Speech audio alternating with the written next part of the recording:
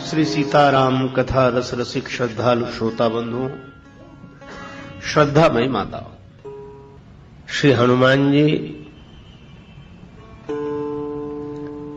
श्री राम कथा श्रवण के परम रसिक श्रोता हैं।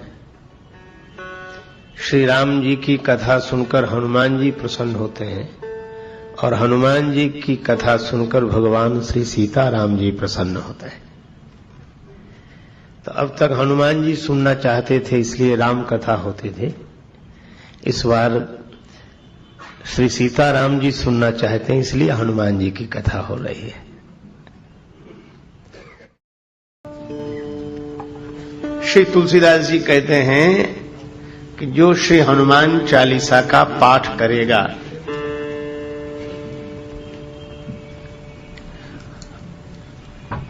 उसे सिद्धि प्राप्त होगी।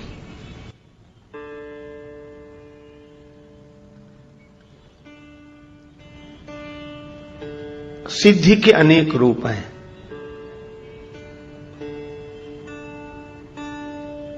मन की शुभकामनाओं की पूर्ति हो जाना सिद्धि है।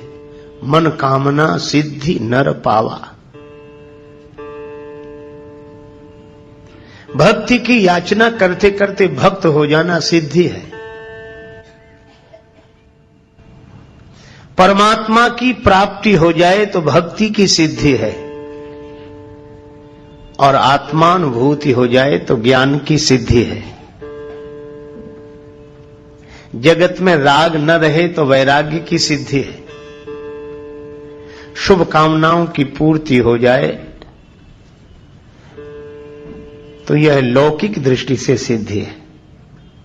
श्री तुलसीदास जी कहते हैं कि किसी भी तरह की सिद्धि हो, श्री हनुमान चालीसा के पाठ से अवश्य मिल जाएगी, और इसके साक्षी भगवान शंकर हैं। होए सिद्धि साखी गौरीशा। शंकर भगवान साक्षी क्यों है? जो भाग्य में नहीं होगा क्या वह भी श्री हनुमान चालीसा के पाठ से मिल जाएगा? मिल जाएगा। क्यों? क्योंकि जिनकी कीर्ति का गायन हुआ है इस ग्रंथ में, उन हनुमान जी की महिमा ऐसी है, अघटित घटन सुघट विघटन ऐसी बिरदावली नहीं आने की। घटने वाली घटना को जो टाल दें, न घटे, और नहीं घटने वाली घटना को जो घटा दें, ऐसी शक्ति श्री हनुमान जी की है। इसीलिए जिन्हें साधना की असफलता से सिद्धि न मिली हो, भाग्य में नहीं होने से सिद्धि न मिली हो, वे श्री हनुमान चालीसा का पाठ करें। उन्हें भगवान की कृपा से, हनुमान जी के बल से सिद्धि की प्राप्ति होगी। शंकर भगवान साक्षी हैं, क्योंकि भाग्य में नहीं होगा तो शंकर जी ने गवाही भरी है, वे पूर्ति करेंगे, क्योंकि भाव्यु मैटि सकहि त्रिपुरारी। इसलिए यह अत्यंत सरल शब्दों में छोटा सा ग्रंथ दिखाई भले ही देता हो, पर इसकी महिमा महान है। जो यह पढ़े हनुमान चालीसा, होए सिद्धि साखी गौरीशा। तो जिस ग्रंथ की ऐसी महिमा है, उसी ग्रंथ रत्न का हम लोग इस बार भगवान श्री सीताराम जी की कृपा से चिंतन कर रहे हैं। और यह भी संयोग है, श्री हनुमान चालीसा की कथा का शुभारंभ गुरुवार से, और श्री हनुमान चालीसा का आरंभ भी गुरु वंदना से। श्री गुरु चरण सरोज रज, निज मन मुकुर सुधारि, वरणो रघुवर विमल यश, योदायक फल चारि। और एक बात पर आपने शायद ध्यान न दिया हो, हनुमान चालीसा का आरंभ भी गुरु वंदना से है, और हनुमान चालीसा का विश्राम भी गुरु वंदना से है। आरंभ हुआ श्री गुरु चरण सरोज रज और विश्राम हुआ कहां? जय जय जय हनुमान गोसाई, कृपा करहु गुरुदेव की नाई, कृपा करहु गुरुदेव की नाई। जय जय जय हनुमान गोसाई, कृपा करहु गुरुदेव की नाई। जय जय जय हनुमान गोसाई, कृपा करहु देव की नाई, कृपा करहु गुरुदेव की नाई।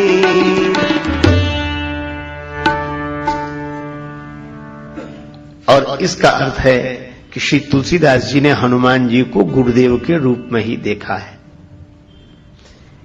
क्यों देखा है? देखो, गुरुदेव की महिमा क्या है? भगवान से मिला देना गुरुदेव की महिमा नहीं है। भगवान तो मिले मिलाए हैं, भगवान तो कभी अलग है ही नहीं, पर मिले मिलाए की पहचान करा देना गुरुदेव की महिमा है। भगवान देखो, किसी प्राणी पदार्थ की प्राप्ति भले ही अप्राप्त की प्राप्ति हो, पर परमात्मा की प्राप्ति तो प्राप्त की प्राप्ति है। भगवान तो मिले हुए हैं। कहां है? सब जगह। ईश्वर सर्वभूतानां हृदय से अर्जुन तिष्ठति। गीता गायक भगवान गोविंद कहते हैं कि वह परमात्मा सबके हृदय में बैठे हुए हैं। श्री तुलसीदास जी बार बार रामचरितमानस में कहते हैं, अस प्रभु हृदय अछत अविकारी, सबके उर अंतर बसहु जानहु भाव कुभाव। तो भगवान तो सबके साथ है।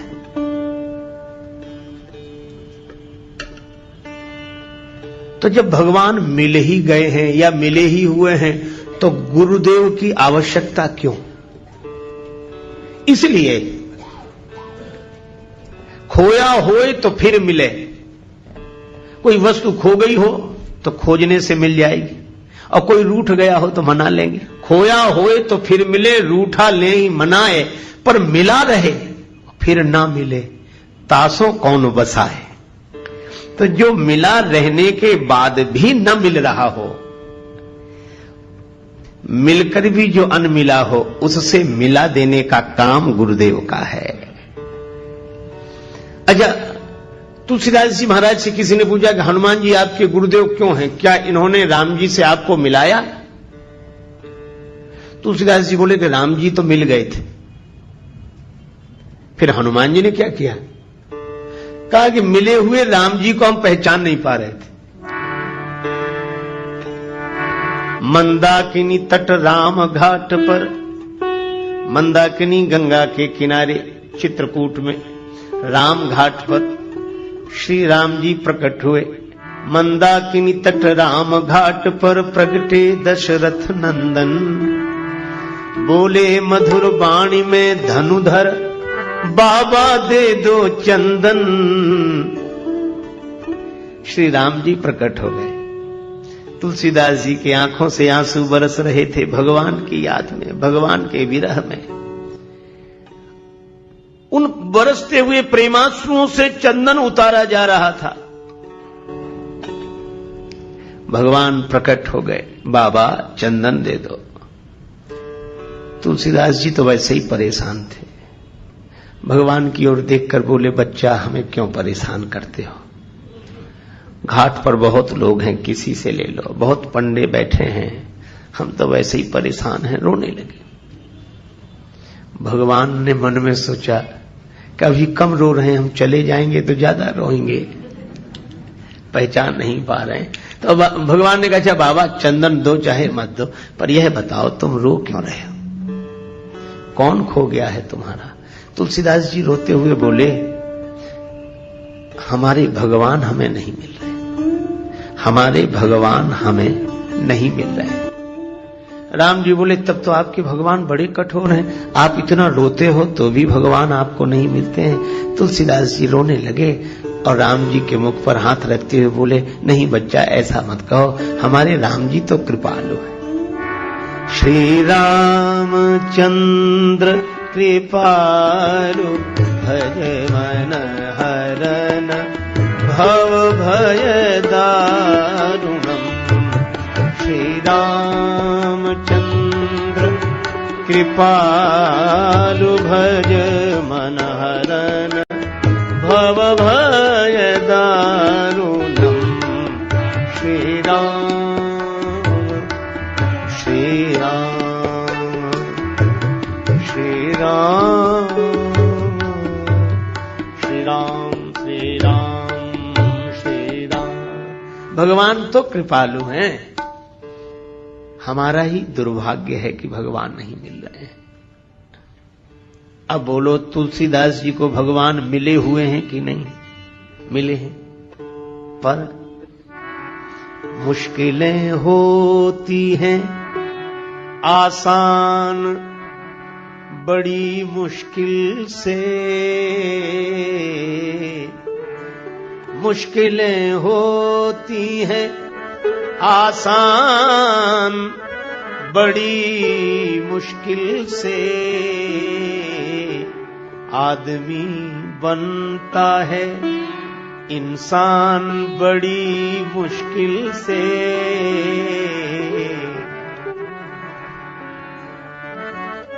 ढूंढने वाले को मिल जाते प्रभु हैं, लेकिन आंख कर सकती है पहचान बड़ी मुश्किल से।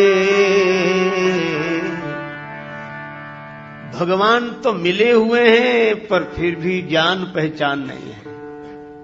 तो मिले हुए को बताया किसने? अचानक आवाज सुनाई पड़ी, श्री रघुवीर खड़े हैं सन्मुख, तुलसी तू क्यों रोता। सफल करो द्रग हनुमान जी बोले बनकर तोता।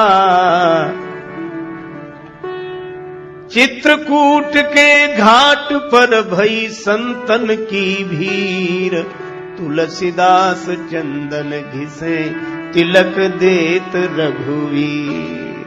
श्री हनुमान जी तोता बनकर आए। हनुमान जी भी सुखदेव हैं। श्री कृष्ण कथा के सुखदेव व्यास नंदन है और राम कथा के सुखदेव तो अंजनी नंदन है। हनुमान जी भी तोते के रूप में प्रकट हो गए और तुलसीदास जी से कहा कि राम जी तो सामने ही हैं, जिनके लिए आंसू बहा रहे हो, जिन्हें तुम खोज रहे हो, वो तो तुम्हारे सामने ही हैं। यही गुरुओं का उपदेश रहा है। तभी तो सदगुरुदेव नानक जी कहते हैं, काहे रे बन ढूंढन जाई, सर्व अलेपा सदा एक रस, तो ही संग समाई। काहे रे बन खोजन जाई। हनुमान जी ने भी वही किया। और आज जब श्री हनुमान चालीसा लिखने बैठे श्री तुलसीदास जी, तो याद आ गई कि भगवान तो मिले हुए थे, पर अगर हनुमान जी ने न बताया होता तो राम जी को देखकर भी मैं राम जी को नहीं देख पाता। और इसीलिए जब हनुमान जी ने बताया तो राम जी के चरणों में तुलसीदास जी गिर गए। लेकिन मन कबीरदास जी की तरह कह रहा था कि गुरु गोविंद दोऊ खड़े काके लागू पाए, बलिहारी गुरुदेव की जिन गोविंद दिया मिलाए। तो जब जब श्री हनुमान जी का स्मरण तुलसीदास जी करते हैं तो उन्हें यह घटना याद आई। तभी वे आरंभ करते हुए लिखने लगे, श्री गुरु चरण सरोज रज। तो हनुमान जी हैं गुरुदेव, उनके चरण हैं कमल, और चरण कमल की जो धूल है, रज है, वह गुरुदेव के चरण कमलों का पराग है। अच्छा, रज की आवश्यकता पड़ी क्यों? देखो, दूसरे को देखना हो तो आंख ठीक होनी चाहिए, पर अपने आप को देखना हो तो केवल आंख से काम नहीं चलता। आंख तो ठीक हो, पर दर्पण भी साफ सुथरा होना चाहिए। आंख ठीक देख लेती हो, पर दर्पण यदि पवित्र ना हो तो अपने आप को नहीं देखा जा सकता। दर्पण भी साफ सुथरा चाहिए और आंख भी ठीक चाहिए। तो गुरुदेव की चरण रज का काम क्या है?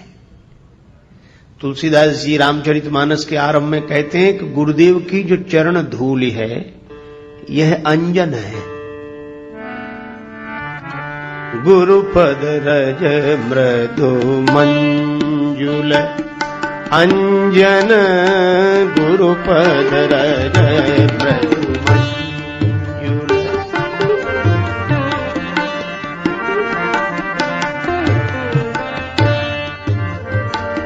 नयन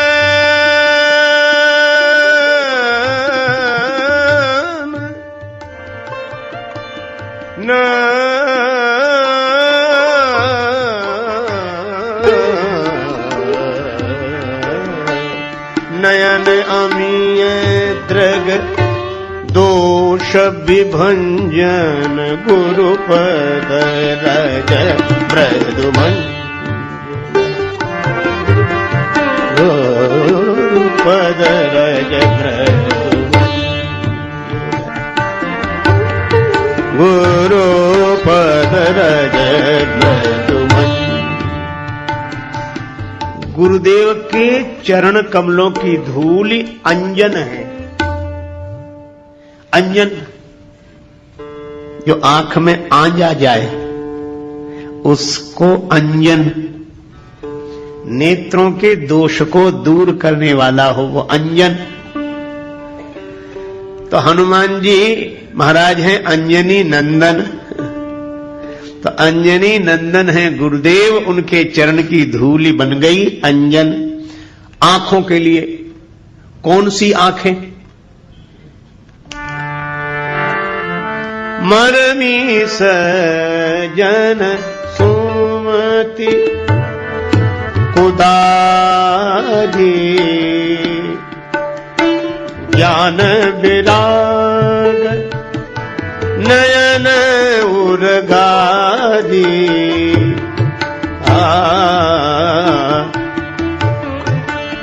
मारवी सज्जन सुमति,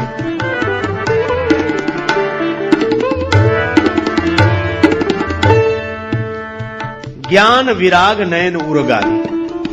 यह दो आंखें जैसे बाहर की हैं, ऐसे ही दो आंखें भीतर की हैं, ज्ञान और वैराग्य। ज्ञान भी भीतर रहता है और वैराग्य भी भीतर रहता है। त्याग दिखाई देगा, क्रिया दिखाई देगी, कर्म बाहर दिखाई देता है, त्याग भी दिखाई देता है, लेकिन वैराग्य भीतर रहता है, वो दिखता नहीं, वो मन की दशा है। इसी तरह ज्ञान भी भीतर रहता है। ज्ञान के कारण बाहर दिखता है, पर ज्ञान तो भीतर ही रहता है। ये ज्ञान वैराग्य भीतर की आंखें हैं। अब ये आंखें हो गई खराब। आंखें भी कहीं खराब होती हैं। हां भाई, हो जाती हैं। कैसे? इन आंखों में जब मोतियाबिंद आता है तो आंख खराब हो जाती है। तो इन ज्ञान और वैराग्य की आंखों में भी मोतियाबिंद आ गया है। ज्ञान की आंख में द्वेष का मोतियाबिंद आ गया और वैराग्य की आंख में राग का मोतियाबिंद आ गया।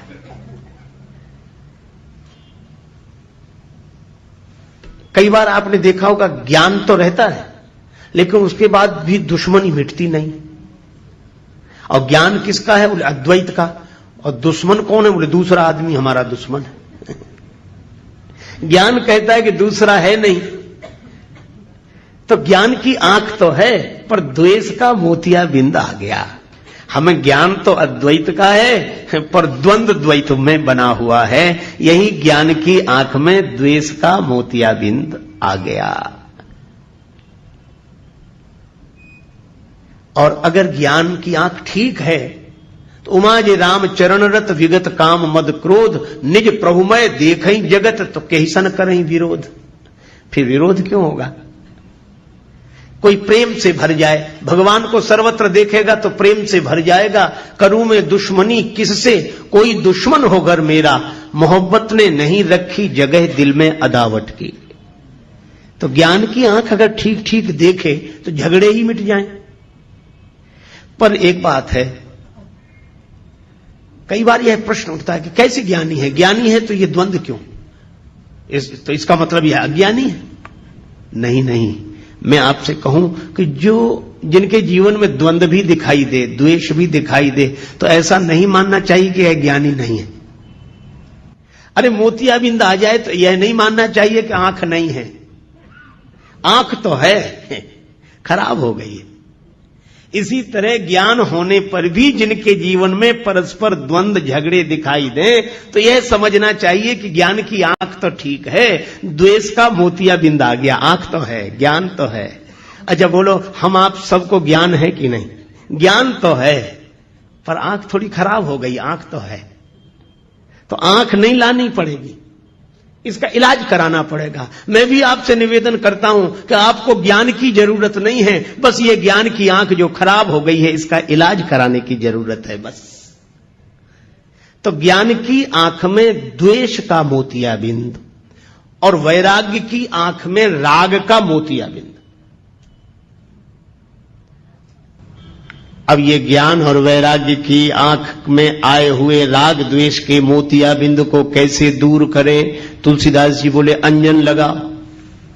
और अंजन गुरुपद रज मृदु मंजुल अंजन, गुरुपद रज मृदु मंजुल नयन अमीय द्रग दोष विभंजन, गुरुपद रज मृदु मंजुल, गुरुपद रज मृदु मंजुल, गुरुपद रज मृदु मृदु मंजुल, पद मृदु मंजुल। गुरुदेव की चरण धूलिए अंजन है, और यह ज्ञान की आंख की बीमारी द्वेष को दूर कर देगी और ज्ञान की आंख को स्वस्थ कर देगी। अच्छा, वैराग्य तो है, पर आप कभी कभी देखते होंगे जो वैराग्यवान है उनमें भी राग दिखाई देता है, तो लोग तुरंत आलोचना करने लगते, काहे के वैरागी जब राग है? नहीं भाई, वैराग्य तो है, पर वैराग्य की आंख में ये बीमारी आ गई राग की। तो राग कैसे दूर हो? बस गुरुदेव की शरणागति लो, चरण धूल।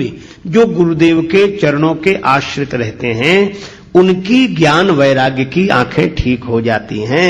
गुरुदेव की चरण धूलि का अंजन ज्ञान वैराग्य की आंखों का दोष दूर करने वाला है।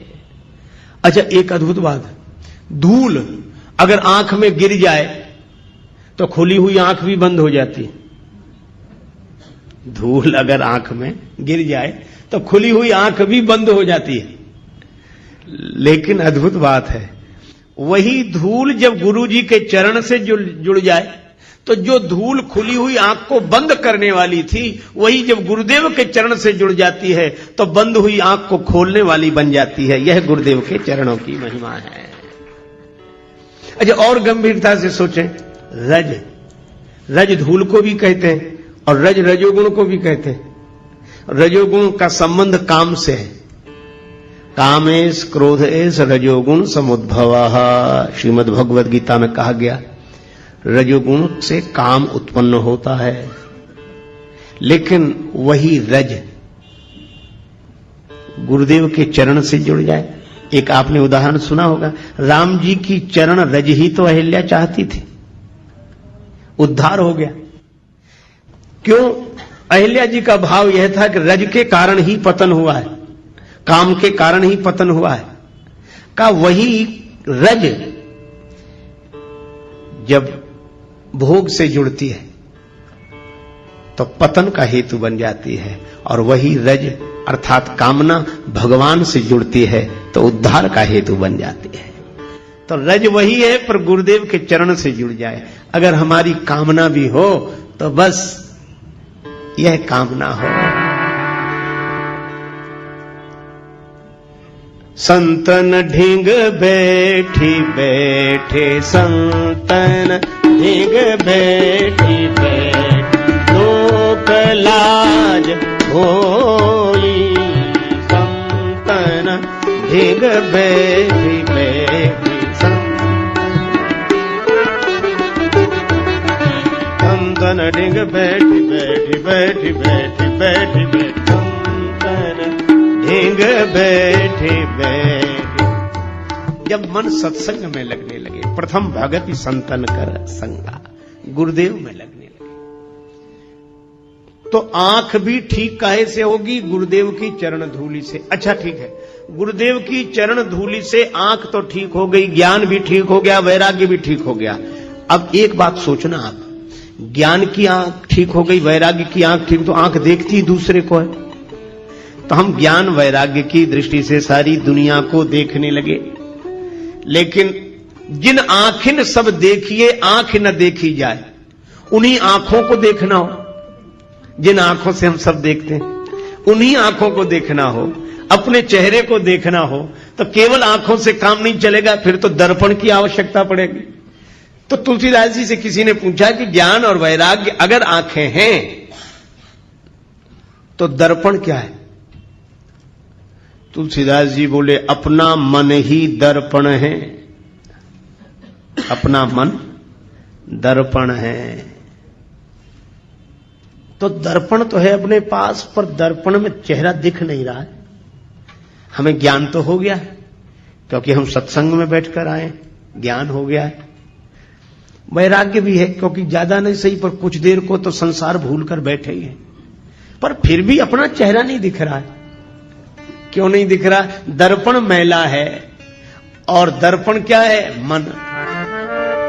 दिल का शीशा साफ कर,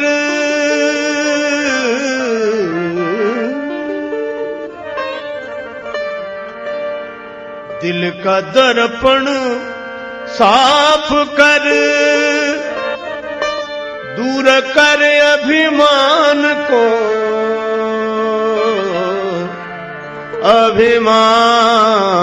अभिमान को। प्रेम भक्ति के बिना, प्रेम भक्ति के बिना नहीं नाथ के मन भाएगा, सोई परम पद पावेगा, सोई परम पद पावेगा। जो भजे हरि को सदा, जो भजे हरि को सदा, सोई परम पद पावेगा, सोई परम पद पावेगा।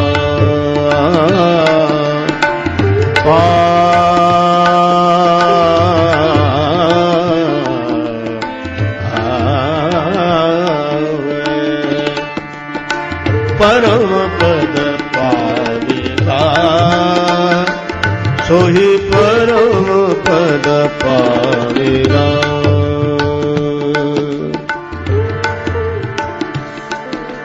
कैसे होगा ये दिल का दर्पण पवित्र? मन का शीशा कैसे साफ होगा? छोड़ दुनिया के मजे सब, बैठ कर एकांत में, एकांत में ध्यान धर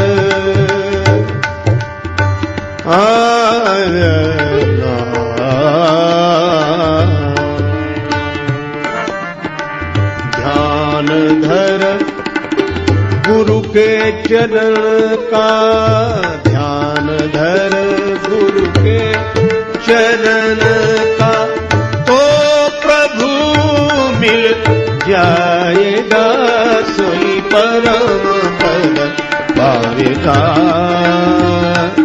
सोई परम पद पावेगा, सोई परम पद, सोई परम पद, सोई परम पद पावेगा। दिल का दर्पण साफ कर। कैसे होगा? कहा कि गुरुदेव की चरण रज दो काम करती है। गुरुदेव की चरण धूल दो काम करती है। ज्ञान वैराग्य की आंख ठीक करने के लिए, राग द्वेष का मोतियाबिंद दूर करने के लिए अंजन का काम करती है। क्योंकि नियरे होए सूझत नहीं, लानत ऐसी जिंद, तुलसी या संसार को भयो मोतिया बिंद। तो ज्ञान वैराग्य की आंखों का, राग द्वेष का मोतिया बिंद दूर करने के लिए गुरुदेव के चरण कमलों की धूल अंजन है। और मन का दर्पण अगर साफ करना हो तो बस वही धूल उस दर्पण पर डाल दो। आपने देखा राख से, मिट्टी से साफ किया जाता है। तो जैसे आप राख से कोई चीज साफ करते हैं, मिट्टी से साफ करते हैं, तो पहले तो उसे लगा लेते हैं और उस पर पानी डालते हैं, तो राख या धूल अलग होती है पर उसको साफ कर देती है। इसी तरह गुरुदेव की चरण धूली अपने मन के दर्पण में लगाकर फिर प्रेम के आंसुओं का जल गिराओ, मन का दर्पण निर्मल हो जाएगा। और इसीलिए तुलसीदास जी यहां कहते हैं, श्री गुरु चरण सरोज रज रज सुधार कर, किसके लिए? निज मन मुकुर सुधार। अपना मन रूपी दर्पण ठीक कर लें और अपना मन जैसा होगा वैसा ही चेहरा दिखाई देगा। तो मन पवित्र हो जाए। निर्मल मन जन सो मोहि पावा। निर्मल मन जिसका होता है उसे भगवान मिलते हैं। तो मन की निर्मलता से मिलते हैं भगवान, और गुरुदेव की कृपा से होता है मन निर्मल। तो यहां से श्री तुलसीदास जी हनुमान चालीसा आरंभ करते हैं। यह मन पवित्र क्यों कर रहे हो? वर्णो रघुवर विमल यश, विमल जस जो दायक फलचारि।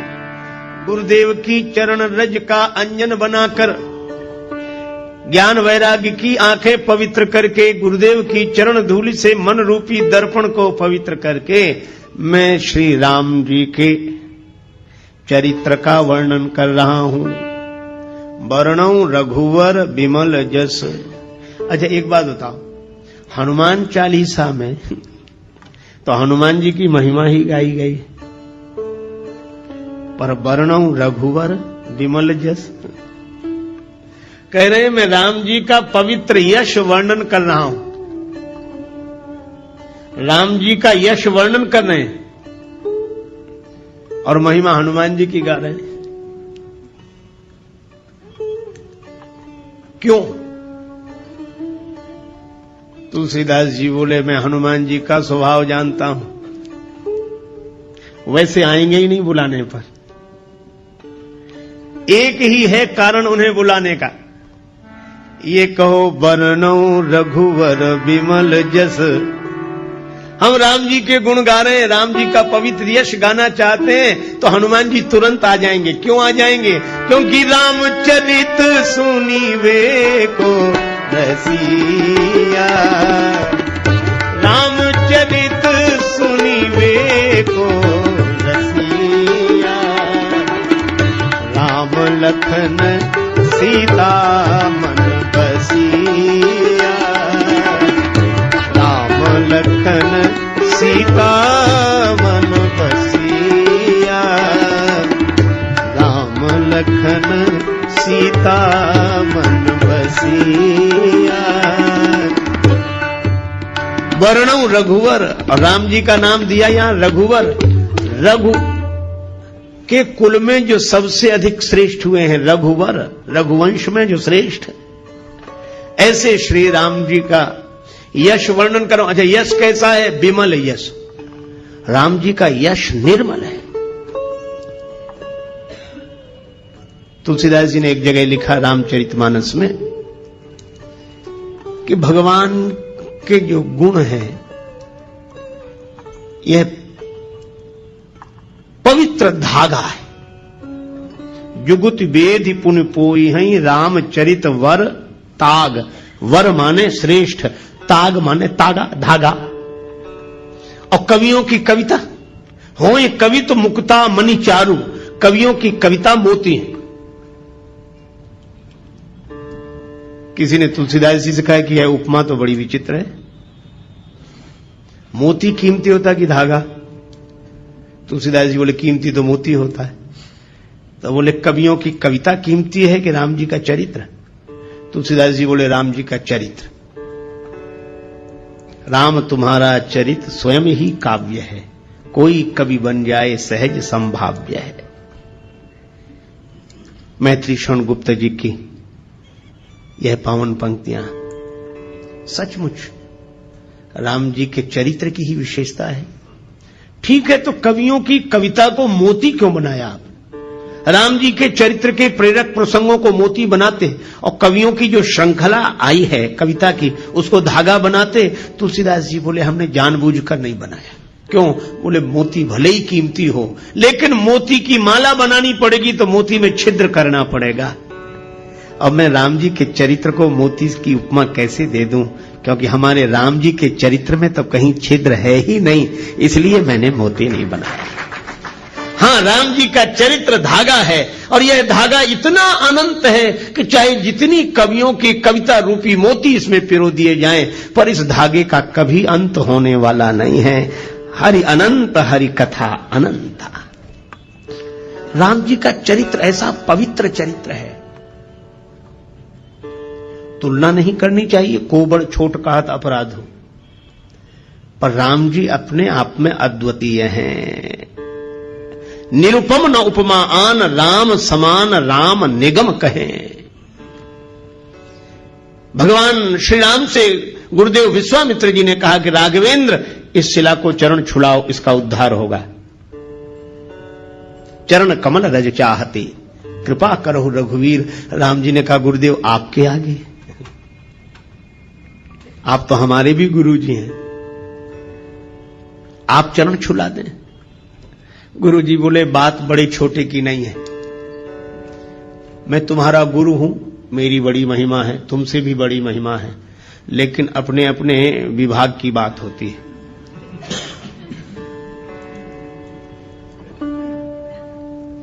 कहीं कहीं चेले की महिमा गुरु से भी अधिक होती है।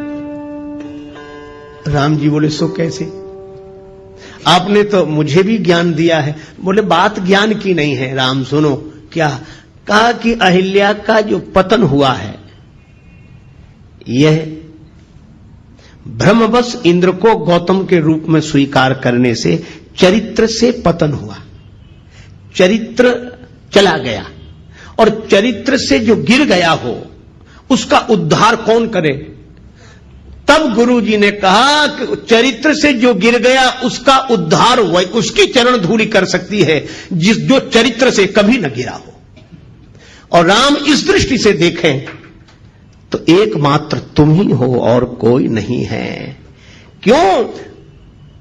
मन में विकार आ जाता है, पर हम ज्ञान वैराग्य विचार के बल पर संभल जाते हैं। पर राम तुम तो ऐसे हो कि मुझे अतिशय प्रतीत मन केरी, जागृत की कौन कहे जय सफली हूं पर नारी नहेरी। ऐसा विमल चरित्र, पवित्र चरित्र तो केवल श्री राम का है। राम तुम्हारे जैसा कोई चरित्रशील नहीं, इसीलिए मैं कहता हूं कि जो चरित्र से गिर गया है उसका उद्धार होगा तो तुम्हारे जैसे चरित्रशील की चरण धूलि से ही होगा। इसलिए चरण कमल रज चाहती, कृपा करो रघुवीर। राम जी जैसा निर्मल चरित्र, पवित्र चरित्र दूसरा नहीं। अरे औरों की बात जाने दो। रावण गया कुंभकर्ण के पास। कुंभकर्ण ने पूछा, क्या बात है लंकापति, बहुत उदास दिखाई दे रहे हो, तुम चिंतित आज दशानन क्यों? रावण बोला, हर ली हमने मिथिलेश कुमारी, हमने सीता जी का हरण कर लिया। तुम चिंतित आज दशानन क्यों, हर ली हमने मिथिलेश कुमारी। कुंभकर्ण बोला, अधिकार किया तुमने उन पर? रावण बोला, लखती ही नहीं वह और हमारी, वे हमारी ओर देखती तक नहीं। तब तुम एक काम करते, क्या महात्मा बन गए, उनका हरण कर लाए, तो राम जी का रूप बनाकर परमात्मा बनकर अधिकार पा लेते। नकली ही तो बनना था। रावण बोला कि बड़ी कठिनाई है। क्या तब राघव ही न बने तुम क्यों? कुंभकर्ण ने पूछा। रावण ने उत्तर दिया, इसमें हमको भय भैरव भारी, जब राघव रूप लगा बनने, तब मातु समान लगी पर नारे। जब मैं राम जी का चिंतन करने लगा तो मेरे मन से वासना चली गई। ऐसा पवित्र चरित्र है राम का। विश्वामित्र जी ने कहा कि राम चरित्र की दृष्टि से जो पवित्रता तुम्हारे अवतार में है वह अन्यत्र दुर्लभ है, इसलिए मैं तुम्हारा गुरुजी हूं, पर अहिल्या का उद्धार तो तुम्हारी ही चरण धूलि से होगा। ऐसा राम जी का वर्णौ रघुवर विमल यश, ऐसा पवित्र चंद्र। देखो चंद्र कितना भी ऊंचा रहे पर फिर भी कलंक है, कलंक लगा है चंद्र में, घटता बढ़ता रहता है। लेकिन हमारे रामचंद्र ऐसे चंद्र हैं जो निष्कलंक चंद्र हैं, जिनमें घटने बढ़ने की घटना नहीं होती, सदा एक रस निर्मल पवित्र चंद्र श्री रामचंद्र है। तुलसीदास जी कहते हैं, ऐसे राम जी का यश वर्णन कर रहा हूं। कैसा है यश का? वर्णौ रघुबर विमल यश। राम जी का चरित्र विमल है। अच्छा, तो ये मन को क्यों सुधार रहे हो? निज मन मुकुर सुधार का कि पवित्र चरित्र का वर्णन पवित्र मन से ही किया जा सकता है। सो न हो ये बिनु विमल मति मोहि मति बल अति थोर। तो ये पवित्र मन हो जाए तो कैसे होगा? बोले पहले मन पवित्र हुआ, श्री गुरु चरण सरोज रज निज मन मुकुर सुधारी, वर्णौ रघुवर विमल जस। मैं राम जी के पवित्र यश का वर्णन करना चाहता हूं, इसलिए श्री हनुमान जी मेरा मन निर्मल कर दो। किसी ने पूछा क्यों करना चाहे तो क्या फायदा है? आजकल तो बड़ी कठिनाई है, बिना फायदे के आदमी कुछ करता ही नहीं है। किसी से कहो भजन करो, करें तो क्या फायदा? अच्छा, बहुत सी चीजें हैं।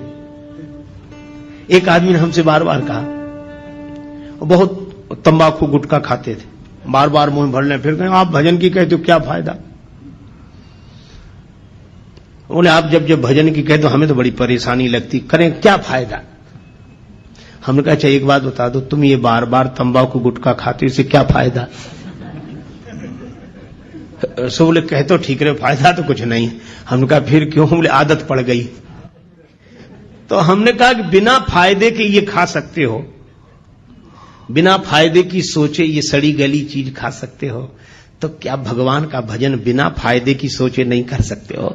छोड़ो, फायदे की मत सोचो, तुम तो भजन करो, और जिस दिन इसमें रस आ जाएगा उस दिन फायदे की नहीं सोचोगे, भजन किए बिना रहा नहीं जाएगा। लेकिन इसका यह अर्थ नहीं कि फायदा होगा नहीं, जरूर होगा, लेकिन फायदे की तरफ मन मत ले जाओ। तुलसीदास जी से किसी ने पूछा कि आप राम जी का विमल यश गा रहे हैं, क्या फायदा, क्या मिलेगा? तुलसीदास जी बोले क्या नहीं मिलेगा? जो दायक फल चार, ये चार फल प्रदान करेगा, धर्म अर्थ काम और मोक्ष। राम जी का चरित्र गाने वाला। देखो जब व्यक्ति बोलता है ना, दिमाग से बोलता है, कोई बात कहता विचार दिमाग से, लेकिन जब कोई गीत गाता है तो दिल से। ये गीत हृदय के अधिक समीप है, विचार बुद्धि के समीप है। तो जब कोई गाता है तो हृदय से, और मैं आपसे कहूं कि राम जी का गुण कोई हृदय से गाएगा, और जब हृदय राम जी के गुणों से भरा हुआ होगा, ऐसे आदमी के द्वारा अधर्म कभी हो ही नहीं सकता। जब होगा धर्म ही होगा। तो यह राम कथा का गाना और सुनना व्यक्ति को धर्म से जोड़ता है। धर्म, अर्थ, भगवान के गुण गाने वाला, सुनने वाला, उसके जीवन में अर्थ रहेगा ही। क्यों रहेगा? क्योंकि भगवान नारायण है, और जो भगवान के गुण गाएगा, भगवान के चरण कहां आ जाएंगे? उसके हृदय में। ये यही कथई स्नेह समेता, कहीं हई सुनी हई समुझ सचेता, होई हई राम चरण अनुरागी, कलिमल रहित सुमंगल भागी। भगवान के चरणों का अनुराग उसके मन में आ जाएगा। तो भगवान के चरण कहां आ जाएंगे? उसके हृदय में, उसके जीवन में। और जब मैं आपसे एक बात पूछता हूं, लक्ष्मी जी को दुनिया भर में ढूंढो, कहां मिलेंगी? भगवान के चरणों में। भगवान नारायण के चरण दबाते हुए ही तो लक्ष्मी जी मिलती हैं। इसीलिए जो भगवान के गुण गाएगा उसका जीवन धर्ममय हो जाएगा। जो भगवान के गुण गाएगा, सुनेगा, और भगवान के चरण उसके मन में आ गए, तो भगवान के उन चरणों की सेवा करने के लिए लक्ष्मी जी अर्थ बनकर उसके जीवन में आ जाएंगी। धर्म, अर्थ। और जो राम जी के गुण गाकर ऐसे मस्त हो जाए कि उसकी कोई कामना न रहे, प्रेम में भर जाए। विभीषण जी ने यही कहा कि लंका का राज्य पाने की वासना पहले थी, उर कछु प्रथम वासना रही, प्रभु पद प्रीति सरित सो बही। आपका प्रेम उमड़ गया था, वो भी इच्छा नहीं रही। हमें कुछ नहीं चाहिए, कुछ नहीं चाहिए, हमारी कोई इच्छा नहीं, कोई कामना नहीं। भगवान ने कहा कि तुम्हारी कोई इच्छा नहीं, पर अब हमारी इच्छा हो गई। तुम निष्काम हो गए तो हम सकाम हो गए। अब हमारे मन में इच्छा है। यद्यपि सखा तव इच्छा नाही, मोर दरस अमोघ जग माही। तो भगवान के मन में भक्त की इच्छा पूर्ण करने की इच्छा हो जाए तो उसकी कौन सी कामना ऐसी होगी जो पूरी ना हो जाए? वह पूर्ण काम हो जाएगा। इसलिए धर्म, अर्थ, काम, और जो भगवान के अनुराग में डूब गया है उसे जगत का राग बांध नहीं सकता। इसलिए मोक्ष तो उसको सहज प्राप्त हो गया। वर्णो रघुवर विमल जस जो दायक फल चार। यह हनुमान चालीसा के दोहे का आशय है। श्री गुरु चरण सरोज रज, निज मन मुकुर सुधारे। मुकुर माने दर्पण। वर्णो रघुवर विमल यश, जो दायक फल चार। अच्छा, जब यह सब जानते हो तो राम जी के गुणों का वर्णन शुरू करो। चारों फल मिलेंगे, करो शुरू। तुलसीदास जी बोले, भगवान का यश है विमल, और बुद्धि भी कैसी चाहिए? विमल सो न होय बिनु विमल मति, मोहि मति बल अति थोर। करो कृपा, सब कृपा करो मुझे पवित्र बुद्धि की प्राप्ति हो जाए। तो अब किससे कृपा की याचना कर रहे हो? तुलसीदास जी बोले, बुद्धिहीन तनु जान के, सुमिरो पवन कुमार। यह शरीर बुद्धिहीन है। शरीर तो है पर इसमें समझ नहीं है, और इसलिए हनुमान जी का स्मरण करना। अच्छा, बुद्धि नहीं है तो हनुमान जी से क्यों मांग रहे हो? बोले इसलिए हनुमान जी बुद्धि के भंडार हैं।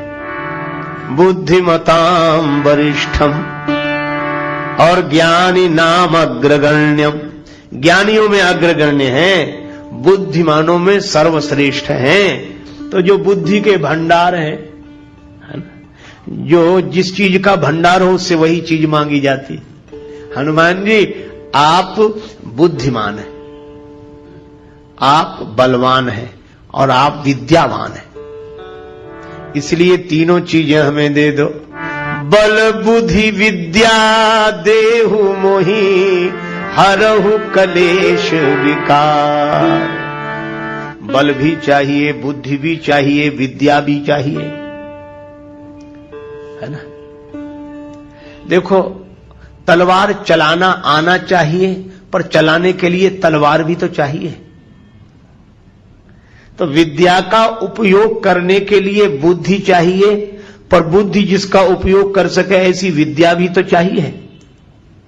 तो बुद्धि और विद्या दोनों, लेकिन बल भी तो चाहिए। बुद्धि का प्रयोग सही समय पर कर सकें वैसी ताकत भी चाहिए, बल। और यह यूं कहो कि बुद्धि बल के साथ बहुत आवश्यक है। बिना बुद्धि के बल लगाना ठीक नहीं है। बल का प्रयोग बिना अकल के करना ठीक नहीं। एक महात्मा कहते थे कि बल के साथ बुद्धि का प्रयोग अवश्य करो। क्यों? यदि बिना बुद्धि के बल का प्रयोग कर दिया तो दो ही जगह जाएंगे, या सेंट्रल जेल में या अस्पताल में। अकल नहीं लगाई और ताकत लगा दी, और इतने बड़े से लड़ गए जिसकी बराबरी के हम नहीं थे, लड़ गए और पिट गए तो अस्पताल में, और बिना अकल लगाए लड़ गए और दूसरे को ज्यादा सता दिया, पकड़े गए तो जेल में। इसीलिए बुद्धि का प्रयोग बल के साथ अवश्य करें। और यही कारण है हनुमान जी जीत गए, राक्षस हार गए। बल तो राक्षसों में भी बहुत है और बल हनुमान जी में भी बहुत है, लेकिन हनुमान जी में बल के साथ बुद्धि है, पर इन राक्षसों में बल तो बहुत था पर बल के साथ बुद्धि नहीं थी। बुद्धि होती तो बल होने के बाद भी क्या यह दुर्दशा होती जो हुई। इसीलिए बल के साथ बुद्धि, और बुद्धि बल दोनों हो पर विद्या हो। विद्या की परिभाषा क्या? सा विद्या या विमुक्तये, विद्या क्या? जो व्यक्ति के मन को अज्ञान के बंधन से मुक्त कर दे, उसका नाम है विद्या। विद्या मिल गई, इसकी पहचान विद्या ददाति विनयम। विनम्रता आ जाए तो समझ लो विद्या जीवन में आ गई है। और बरसहि जलद भूमि नियराए, जथा नवहि बुध विद्या पाए। तो हनुमान जी में विद्या है, इसीलिए वे विनम्र हैं। सदा नीचे बैठे मिलते हैं राम जी के चरणों में, हमेशा विद्या है।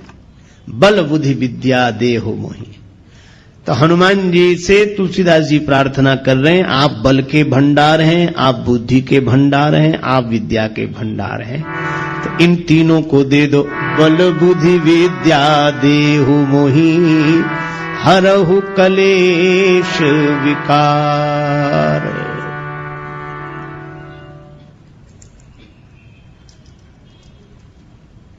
देखो, कलेश दूर हो जाए। राग द्वेष ये कलेश है। अभिनिवेश, अस्मिता, अविद्या, अविद्या, अस्मिता, अभिनिवेश, राग द्वेष, यह 5 क्लेश हैं योग शास्त्र के अनुसार। ये क्लेश मिट जाएं, विद्या होगी तो अविद्या नहीं होगी, विनम्रता होगी तो अस्मिता नहीं होगी, वैराग्य होगा तो अभिनिवेश नहीं होगा, और ज्ञान वैराग्य जब होंगे तो न राग होगा न द्वेष होगा। ये 5 क्लेश मिट जाएं। बल बुद्धि विद्या देहु मोहि, हरहु कलेश और विकार, काम क्रोध मोह, लोभ मोह मद मत्सर, ये 6 विकार हैं, 6 विकार हैं। काम क्रोध लोभ मोह मद मत्सर। मत्सर का अर्थ है दूसरे से ईर्ष्या करना, मत्सर। मद का अर्थ है अभिमान। मोह का अर्थ है एक ही जगह रुके रह जाना, अटक जाना। देखो, कभी आपने देखा ना, किसी गीत की रिकॉर्ड बज रहा हो, ऐसे सुई चलती है उस पर, ग्रामोफोन पर, तो कभी कभी हम लोग बचपन में देखते उसकी सुई एक जगह अटक जाती थी तो उतना गाती रहती थी। किसी को अच्छा नहीं लगा, अरे बंद करो ये, तो वो तुरंत ठीक करता था। मैं आज भी देखता, मोह का अर्थ यही है कि जिसकी सुई एक ही जगह अटक जाए वो उतना ही गाना, उतना ही निकले, उतना ही अटक जाना। गीत चलता रहे है ठीक है, लेकिन अटक जाना, जो अटका वही भटका। तो अटको मत, चलते चलो, हम तो हमारी मस्ती में झूमते चले हैं। ये मोह है, अटक जाना। देखो, गुलाब के फूल के मूल में, उसकी डाली में भौरा रुक ही रहा। गुलाब के फूल झड़ गए, पत्तियां गिर गईं, किसी ने भौरे से कहा कि जाओ। भौरा बोला, यही आशा अटक्यो रहो, अली गुलाब के मूल, हुई है बहुरी बसंत ऋतु इन डारन बे फूल। फिर खिलेंगे गुलाब, हम डाली तो छोड़कर नहीं जाते। ये मोह। कमल संपुटित होने लगा, कमल के बंद होने का समय आया, भौरा फिर भी बाहर नहीं निकला, भ्रमर नहीं निकला, उसी में कैद हो गया। किसी ने कहा तुम तो काठ को चीर कर निकल जाते हो, कमल के कोमल पत्ते को चीर कर निकल जाओ। बोले निकलने की जरूरत क्या है, सवेरा होगा, सूर्योदय होगा, कमल खिलेगा, फिर पराग का पान करेंगे। अहो मोह महिमा बलवाना। और तब तक सूर्योदय होने के पूर्व ही एक मतवाला हाथी आया, उस कमल को मूल सहित तोड़ कर ले गया, खा गया। भौरे का जीवन भी समाप्त हो गया। इसी तरह मोही मन यह सोचता है कि अटके रहो, फिर रस लेने के लिए अटके रहो, तब तक काल का मतवाला हाथी आकर जीवन ही नष्ट कर देता है। ये मोह। मत्सर, दूसरे से ईर्षा, मद माने अभिमान। जो मिला है, देखो अभिमान कब आता है, मिली हुई चीजों पर ध्यान जाता है तो अभिमान आता है, मिली हुई विशेषताओं पर ध्यान जाता है तो अभिमान आता है, और देने वाले पर जब ध्यान जाता है तो अभिमान चला जाता है, फिर भगवान दिखाई देते हैं, अभिमान नहीं। मद, मत्सर, दूसरे से ईर्षा, अपनी तरफ कम ध्यान, दूसरे की तरफ ज्यादा। अपना दुख उतना दुख नहीं है जितना कि दूसरे का सुख नहीं देखा जा रहा है। मत्सर, मोह, मद।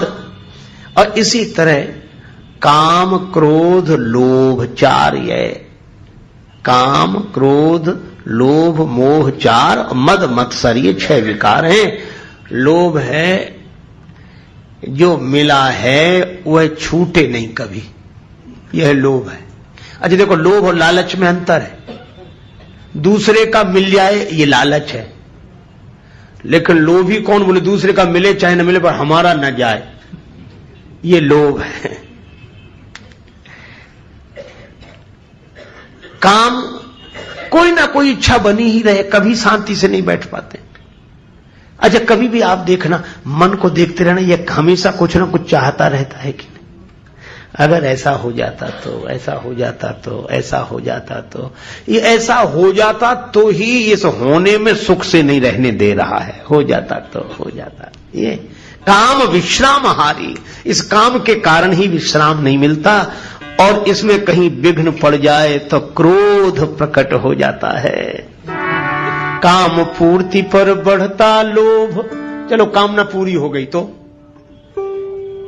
और कामना पूरी तो हो गई। अच्छा एक बात बताओ, जितने काम से भरे हुए मन वाले हैं हम लोग, अच्छा हम लोगों ने कोई भी चीज 2 बार मांगी? आप प्रयोग करके देखें क्या? हमारी तो एक बार, तो एक बार मिल जाओ, बस एक बार मिल जाओ। इच्छा है एक बार मिल जाओ, बस एक बार। और ये एक बार करते करते अनेक बार जन्म जन्म के मर गए, अनेक बार। अनेक बार कोई कहता ही नहीं, एक बार। ये कामना कहती है एक बार, लेकिन अनेक बार भी तृप्त नहीं होगी, हो नहीं सकती। और इसमें विघ्न पड़ जाए तो क्रोध उत्पन्न होता है, और कामना पूरी न हो तो क्रोध उत्पन्न हो जाता है, कामना पूरी हो जाए तो लोभ उत्पन्न हो जाता है। काम पूर्ति पर बढ़ता लोभ, नहीं मिले तो होता क्षोभ। क्रोध अग्नि में जीवन को मत व्यर्थ जलाना रे, मुसाफिर चलते जाना रे, मुसाफिर चलते जाना रे। ना अटको ना भटको ये है देश बिराना रे, मुसाफिर चलते जाना रे, चलते जाना रे, मुसाफिर चलते जाना रे।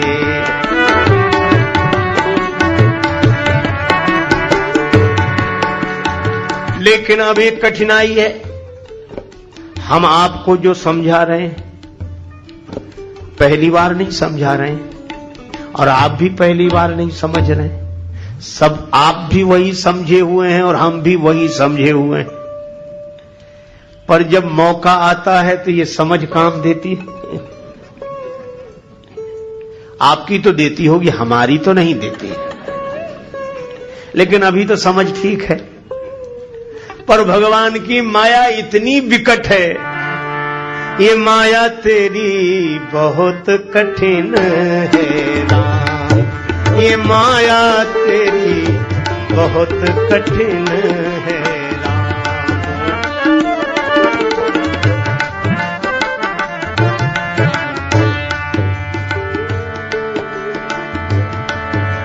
दुख में सुख दिखला के बनाती, दुख में सुख दिखला के बनाती, बड़ों बड़ों को गुलाम बहुत कठिन है राम, ये माया तेरी बहुत कठिन है राम,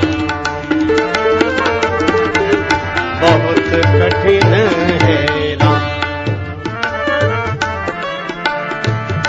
अच्छा विचार करना, करता नित्य विरोध क्रोध का, कहता बुरा परिणाम। जो क्रोध का विरोध करते हैं गलत है, क्रोध नहीं करना चाहिए, क्रोध अच्छी चीज नहीं है, बात सही है, लेकिन उनको ही जब क्रोध आता है तब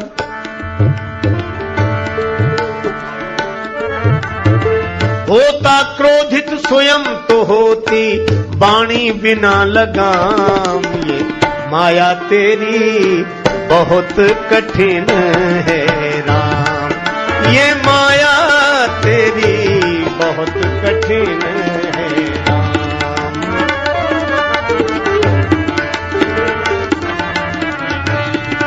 ये माया तेरी बहुत कठिन है राम। रक्त मांस हड्डी के ढेर पर मढ़ा हुआ है चाम, रक्त मांस हड्डी के ढेर पर चढ़ा हुआ है चाम, सभी जानते हैं, लेकिन देख उसी की सुंदरता, देख उसी की सुंदरता, हो जाती नींद हराम, ये माया तेरी बहुत कठिन है राम, ये माया तेरी बहुत कठिन है राम,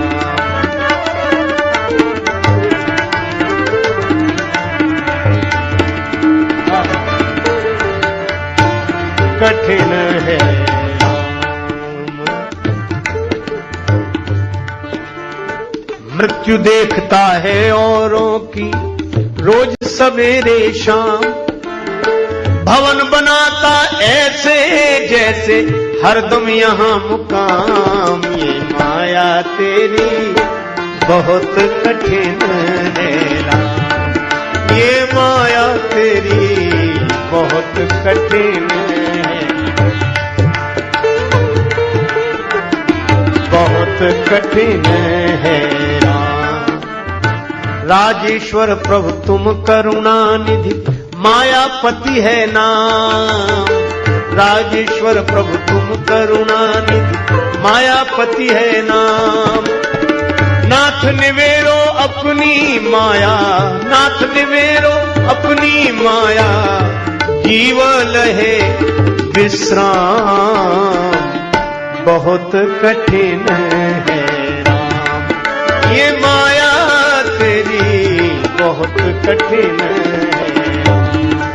ये माया तेरी बहुत कठिन है, ये माया तेरी बहुत कठिन है राम। इसलिए जानने के बाद भी जिसके कुप्रभाव से हम मुक्त ना हो पाए, जिस वजह से उसी का नाम माया है। सो दासी रघुवीर के समझे मिथ्या सोपी, हम समझ गए कि मिथ्या है, तीन काल में नहीं है, पर छूट न राम कृपा बिन नाथ कहूं पद रोप। कागभूषण जी कहते हैं गरुड़ जी मेरा अनुभव है, निज अनुभव अब कहूं खगेशा, बिनु हरि भजन न जाहि कलेशा। इन क्लेशों से विकारों से मुक्त होना पुरुषार्थ का परिणाम नहीं है, प्रसाद का परिणाम है, किसी का कृपा प्रसाद का परिणाम है। इसीलिए तुलसीदास जी कहते हैं कि मैं जानता हूं कि ये क्लेश है और ये विकार हैं, पर जानकर भी मैं इनसे मुक्त नहीं हो पा रहा हूं। इसलिए दीन होकर हनुमान जी महाराज मैं आपकी शरण में आया हूं, इसलिए आप कृपा करो। क्या बोले, इन क्लेश और विकारों से मैं तो मुक्त नहीं हो पा रहा हूं, पर आप बल बुद्धि विद्या देहु मोही। लेकिन ये बल बुद्धि विद्या मिलने के बाद भी ऐसा ना हो कि जीवन वैसा ही बना रहे, तो और क्या करें? कहरहु कलेश विकार, हमारे क्लेशों को और विकारों को दूर करें। ऐसी तुलसीदास जी ने प्रार्थना की हनुमान जी से, हरहु कलेश विकार। और उसके बाद आरंभ करते हुए कहा, जय हनुमान ज्ञान गुण सागर, जय कपीश त्यों लोक उजागर। रामदूत अतुलित बलधामा, अंजनी पुत्र पवन सुत नामा। जय हनुमान ज्ञान गुण सागर, जय हनुमान ज्ञान गुण सागर। जय कपीश त्यों लोक उजागर। रामदूत अतुलित बलधामा, अंजनी पुत्र पवन सुत नामा। जय हनुमान हनुमान,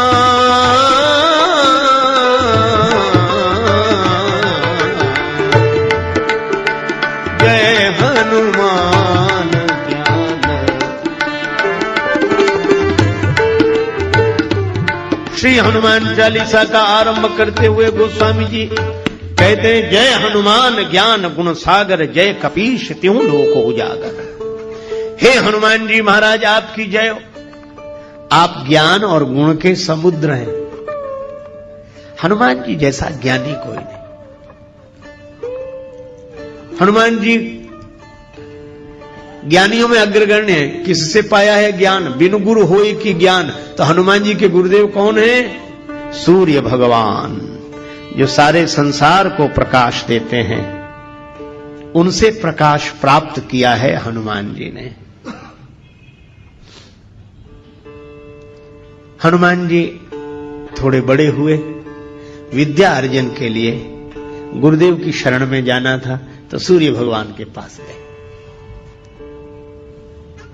सूर्य भगवान से प्रार्थना की, गुरुदेव मैं आपसे विद्या पढ़ने के लिए आया हूं, मुझे पढ़ाइए, विद्या दान दीजिए, कृपा करके गुरुदेव विद्या दान दें, विद्या दान दें,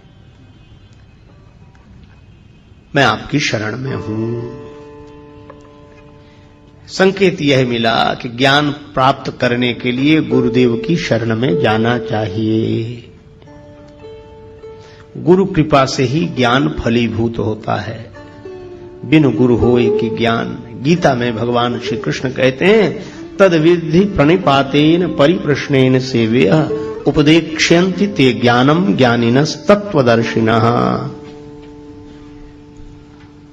तद विद्धि, तद माने उसको, विधि माने जानने के लिए, तद विद्धि प्रणिपातेन, गुरुदेव की शरण में, अनुभवी पुरुषों की शरण में जाके प्रणिपात करे, दंडवत करे, लकड़ी की तरह सीधे होकर गिर जाना।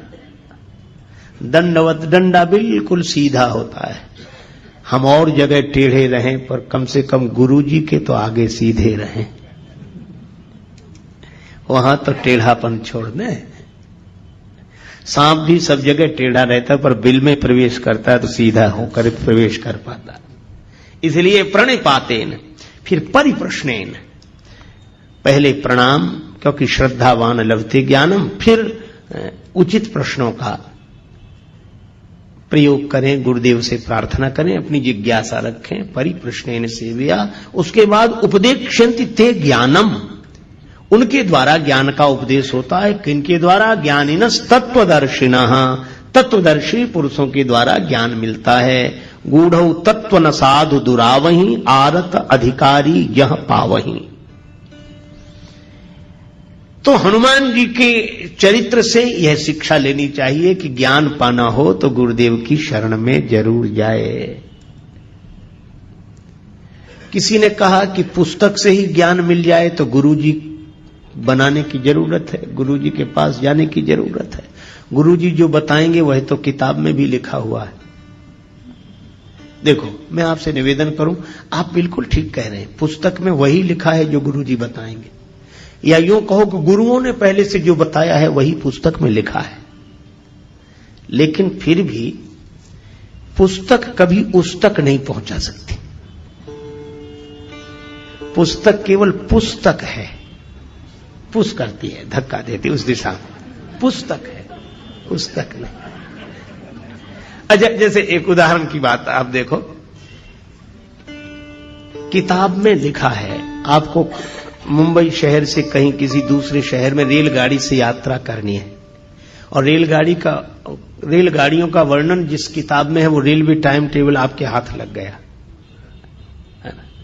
अब उसमें सभी रेलगाड़ियों का वर्णन है, उसमें सभी रेलगाड़ियां हैं और उसमें कोई भी रेलगाड़ी नहीं, हो ही नहीं सकती उसमें रेलगाड़ी है ही नहीं। लेकिन जिसमें रेलगाड़ी है नहीं, पता रेलगाड़ी का उसी से लगता है जिसमें नहीं है। और कोई सोचे कि किताब मिल गई है, अब रेल पकड़ने की क्या जरूरत, सब रेलें हैं इसमें। तो किताब लिए बैठा रहेगा, बताता तो रहेगा पर वो पहुंच कहीं नहीं पाएगा। पर उस किताब को लेकर जो यात्रा कर चुका हो उससे पूछो तो वह सही जगह का पता बताएगा। उस स्टेशन से यह गाड़ी मिलेगी, ऐसे टिकट लेना पड़ेगा, ऐसे बैठना पड़ेगा। तो यह किताब में नहीं लिखा है, यह वह बताएगा। पर बैठोगे आप उसी ट्रेन में जो आपने किताब में पढ़ी थी। तो जैसे ग्रंथ के साथ गुरु की आवश्यकता है, अनुभवी पुरुष की आवश्यकता है। जैसे कोई भोजन बनाने की कला विधि किताब में पढ़ ले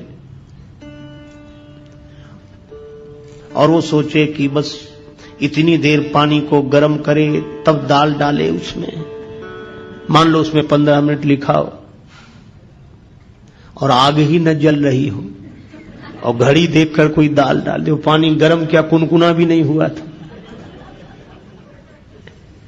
अब कहे भाई किताब में लिखा था।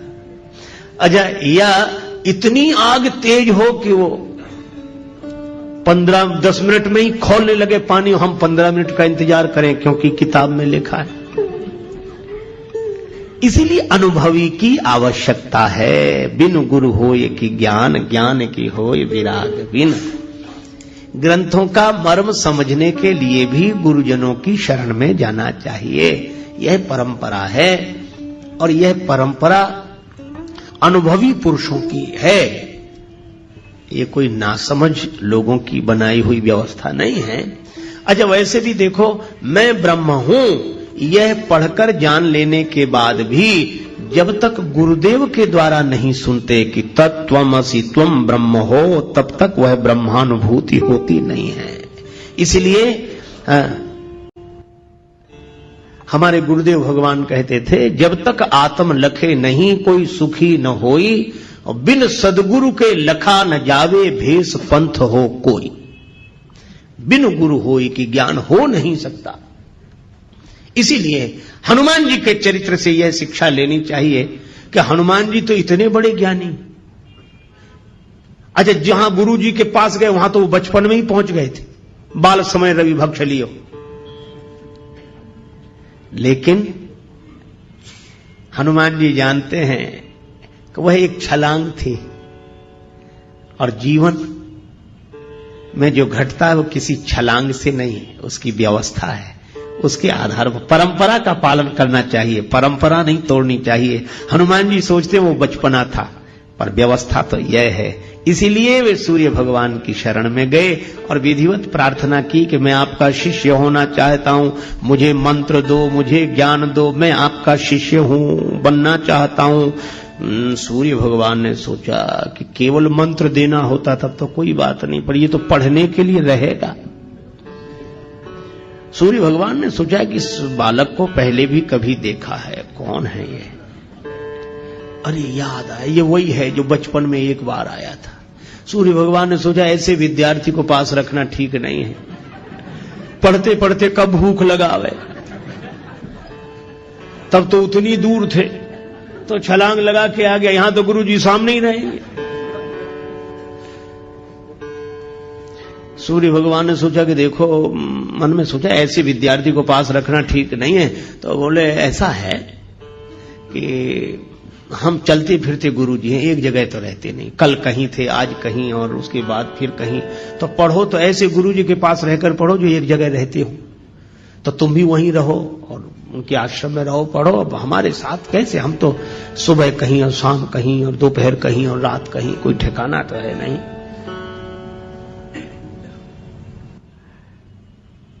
हनुमान जी बोले पढ़ेंगे तो आप सही। अनन्य निष्ठा जो थी, पढ़े। कैसे पढ़ोगे, हम तो चलते फिरते हैं। हनुमान जी बोले तो हम चलते फिरते विद्यार्थी बन जाएंगे, आप जहां जहां चलोगे हम भी साथ साथ चलेंगे, आपकी सेवा करेंगे, पढ़ते चलेंगे। आप भी तो कहीं ना कहीं दोपहर को रहते होगे, रात को हम भी रहेंगे आपके साथ ही, बस साथ ही रख लो बस। सूर्य भगवान ने सोचा यह विद्यार्थी विचित्र, गले ही पड़ गए। तो सूर्य भगवान ने कहा कि हमारे साथ रहोगे तो भी पढ़ नहीं सकोगे। क्यों? हमारे पीछे पीछे चलोगे तो हमारी पीठ तुम्हारी तरफ होगी, और हमारे आगे आगे चलोगे तो तुम्हारी पीठ हमारी तरफ होगी, तो पढ़ाई कैसे होगी? गुरु शिष्य तो आमने सामने बैठे तब ना पढ़ाई हो। हनुमान जी बोले हाँ यह बात जरूर है। सूर्य भगवान बोले इसीलिए कह रहा हूं कि घर जाओ, पढ़ नहीं पाओगे, ऐसे कैसे पढ़ोगे? हनुमान जी थोड़ी देर रुके। बुद्धिमताम वरिष्ठम, हनुमान जी तो बुद्धिमानों में श्रेष्ठ है। तुरंत बोले इसका भी हल निकल आया गुरु जी। सूर्य भगवान बोले इसका क्या हल है? हनुमान जी बोले हम आपके आगे उल्टे उल्टे चलेंगे, किसी की पीठ किसी की तरफ, आपके आगे उल्टे चलेंगे। सूर्य भगवान बोले वाह, अभी तो पढ़ाई शुरू नहीं हुई, गुरु जी के आगे ही उल्टे चलोगे, फिर पढ़ने से फायदा ही क्या है? काहे को पढ़ रहे कि गुरु जी के आगे ही उल्टे चलेंगे? अच्छा निश्चय है यह तो, कि हम तो आगे आपके आगे ही उल्टे चलेंगे, फिर पढ़ने का लाभ क्या, प्रयोजन क्या? हनुमान जी ने हाथ जोड़कर कहा गुरुदेव यही तो मैं कह रहा हूं कि अगर गुरुदेव का ज्ञान पाकर भी वैसे ही चलते रहे जैसे पहले चल रहे थे तो पढ़ने का प्रयोजन ही क्या है? गुरुदेव से ज्ञान पाकर तो फिर उलटकर चलना चाहिए, जैसे पहले चलते थे वैसे नहीं, अब उलट कर चलो। गई सो गई अब राख रही को, बीत गई सो बीत जान दो अब ही बना लो काम। जो गया सो गया, उसके लिए कुछ मत सोचो। गई सो गई अब राख रही को, जो बचा है उसका उलट कर चलो। सूर्य भगवान बोले बिल्कुल ठीक है, अब पढ़ाऊंगा तुम्हें।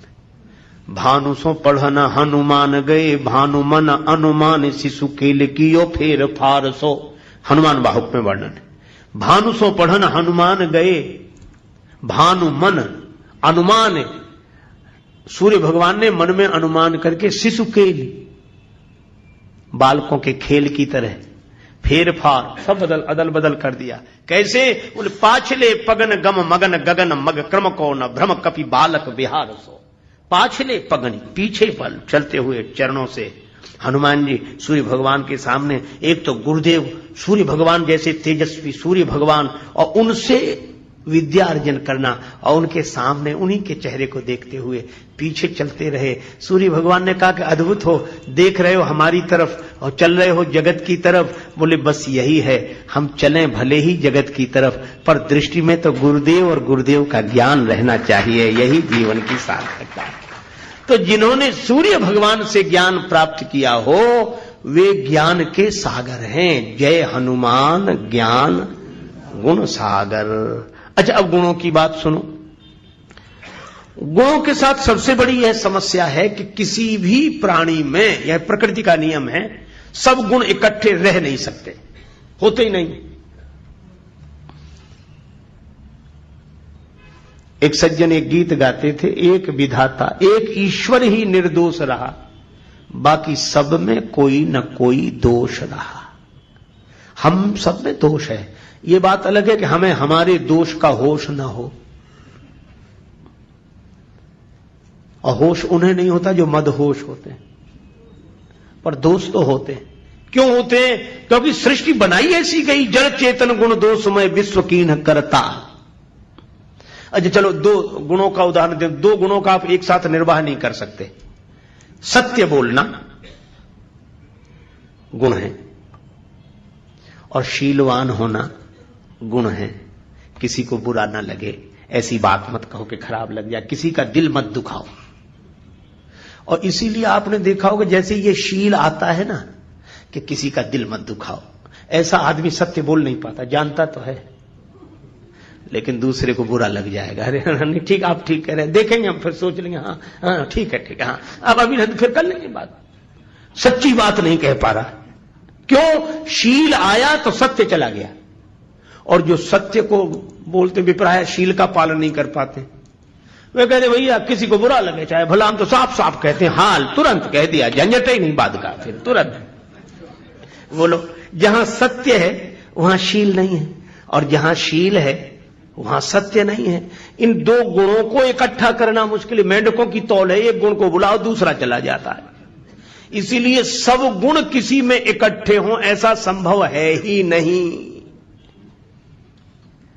गुण दोषमयी सृष्टि है, सब में गुण है, सब में। ये बात अलग है, किसी में गुण ज्यादा है दोष कम है, किसी में दोष ज्यादा है गुण कम है, पर यह होगा ही। पर हनुमान जी में दोष नहीं है, गुण ही गुण है। तो यह प्रकृति के में तो यह अपवाद है, कारण है। हनुमान जी को उनका आशीर्वाद मिला है जो प्रकृति से ऊपर है। प्रकृति जिनके हाथ में, जो प्रकृति के हाथ में होते हैं उनमें गुण दोष दोनों होते हैं, लेकिन प्रकृति से ऊपर जो है उनका हाथ जिनके माथ पर होता है उनमें गुण ही गुण होते हैं, दोष नहीं होते। तो हनुमान जी में गुण आए कब से? केवल एक बात कह के चर्चा को विराम। गुण आए कब से? हनुमान जी जब गए, रावण का वध हो गया तो जानकी माता को संदेश देने गए। दूरी ही ते प्रणाम कपि कीन्हा, रघुपति दूत जानकी चीन्हा। दूर से हनुमान जी ने प्रणाम किया, जानकी माता ने देख लिया कि हनुमान जी को। हनुमान जी ने कहा माता राम जी की जय जयकार हो रही, उन्होंने रावण आदि राक्षसों पर विजय श्री प्राप्त कर ली, माता आप मुक्त हो गई। जानकी माता के आंखों से खुशी के आंसू बरसने लगे। श्री जानकी माता बोली, का देऊं तो ही त्रैलोक के महा कपि किमपि नहीं बानी समा। हनुमान इस शुभ संवाद के बदले में मैं तुम्हें क्या दूं? मेरे पास कुछ नहीं है, मैं तुम्हारी ऋणिया रहूंगी, ऋणी हूं। हनुमान जी बोले, मां ऐसा मत कहो, मां के पास सब कुछ होता है, पर मेरे पास तो कुछ नहीं, आशीर्वाद दो मां। बेटे का सबसे बड़ा धन तो मां का आशीर्वाद है। तो जानकी माता ने कहा कि अगर आशीर्वाद की बात है तो बेटा हनुमान मैं यही कह रही हूं, क्या सुन सुत सदगुण सकल तव हृदय बसहु हनुमंत, सानुकूल कौशलपति रहई समेत अनंत। हनुमान सारे सदगुण तुम्हारे भीतर निवास करें। प्रकृति भी मौन हो गई जब जानकी माता ने आशीर्वाद दे दिया, तो हम क्या करें। इसलिए हनुमान जी में कोई दोष नहीं, गुण ही गुण। जय हनुमान ज्ञान गुण सागर। और हनुमान है इसलिए ज्ञान गुण सागर हुए हैं। हनुमान का अर्थ जिसने अपने मान का हनन कर दिया हो, जो अभिमान रहित हो। ज्ञान और गुणों के सागर होने के बाद भी जो अभिमान रहित हैं, उन हनुमान जी महाराज की जय हो।